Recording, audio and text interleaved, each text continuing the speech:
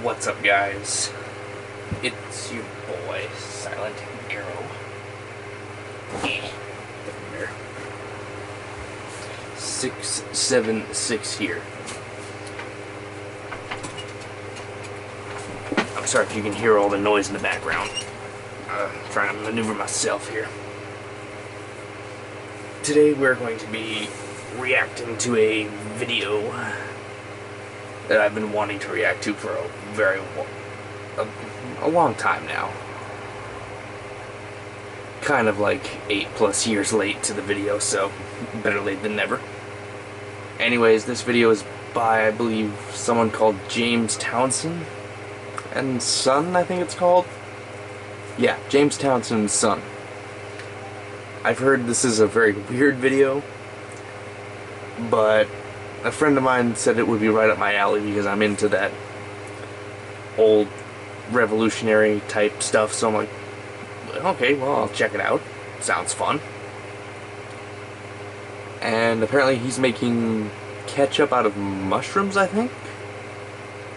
I've never heard of anything like that. I've never seen it. So we're gonna react to it and see how it goes. Okay. 18th century cooking. That sounds interesting.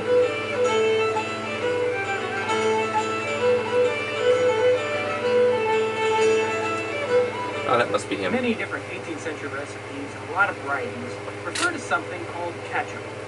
Now, ketchup in the 18th century wasn't so much like this, as it is more like this. So it's the more word like ketchup Worcestershire finds sauce? its roots in 17th century China. Interesting. The Chinese had a similar sounding name for a concoction that consisted of pickled fish and spices.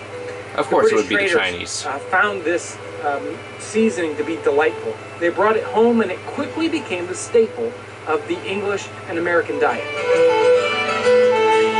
So it came from China. Today we're going to make an Interesting. 18th century ketchup recipe with mushrooms. This would be a seasoning or a flavor that 18th century soldiers would be very familiar with. James Townsend and Son carries all the equipment we'll be using today, and you can find each one of these things in our catalog or on our website. We're starting off with 2 pounds of fresh mushrooms, but first, a word of warning. We're using common brown mushrooms in our recipe today. These mushrooms are native throughout Europe and North America. Naturally. Even common mushrooms can easily be mistaken for poisonous or even deadly varieties. So, make sure to use something you know is completely safe. Well, naturally you'd use stuff from the store, wipe so... these mushrooms off. You don't want to rinse them off or wash them because that added liquid would dilute our final flavors. So you don't wash them, you just wipe them? And we're going to add these to our tin right. cooking pot. We need to draw the juices out of our chopped up mushrooms. The best way to do that is to add a couple of spoonfuls of salt. In addition to that salt, we're going to add a couple of bay leaves. We're going to mash it up, smush these mushrooms down in.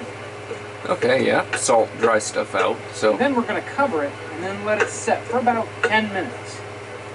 Okay. We'll let these set 10 minutes and they've already started reducing. The liquid's being drawn out of the mushrooms and it's already reduced in size a little bit. I'm going to transfer these into a milk pan here.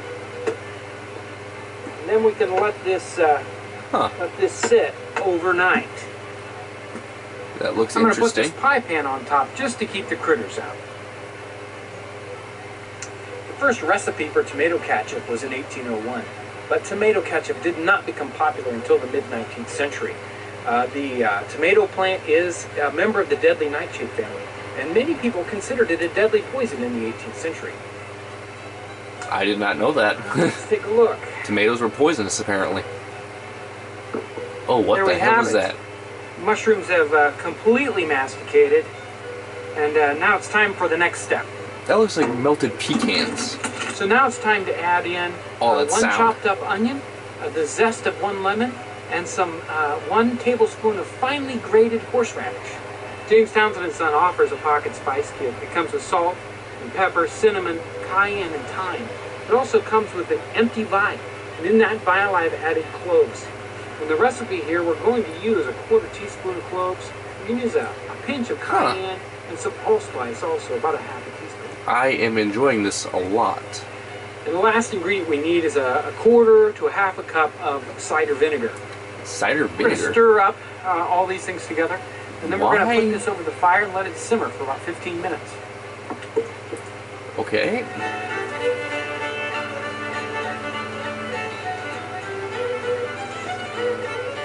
Oh, that's a nifty device. Joseph Plum Martin's book, sometimes called Private Yankee Doodle, many times it mentions when he's eating that they're lacking sauce for their meat.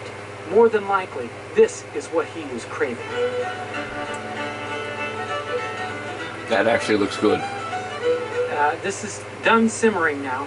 I've let it cool a little bit, but now it's time to pour it off. And I've got our milk pan, and I've got a squeeze cloth here. I'm going to pour this in here to let it cool.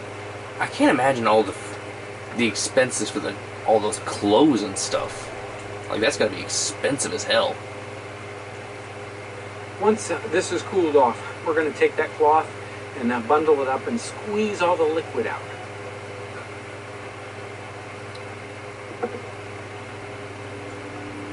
Oh, what the...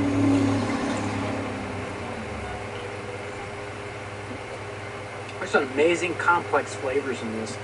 You get the salt first, then some of the other spices, the earthiness of the mushrooms. Interesting. Very complex, very wonderful flavor. We're going to cork this up, we're going to bottle it, cork it, and save it for our future recipes. So when you're done with the squeezing out the mushrooms, you don't want to get rid of that. You don't want to throw that out. That is especially good stuff. You dry that, and you can either leave it like it is, or you can grind it up. Some of this stuff you can sprinkle it almost like salt. It is really, really good stuff. You didn't look too confident when you said that. Ketchup.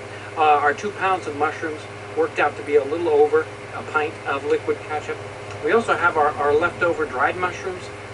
Those are going to be great for future recipes. All the equipment that you saw here, all the utensils, it's available on our website, in our print catalog, and don't forget to follow us on Facebook.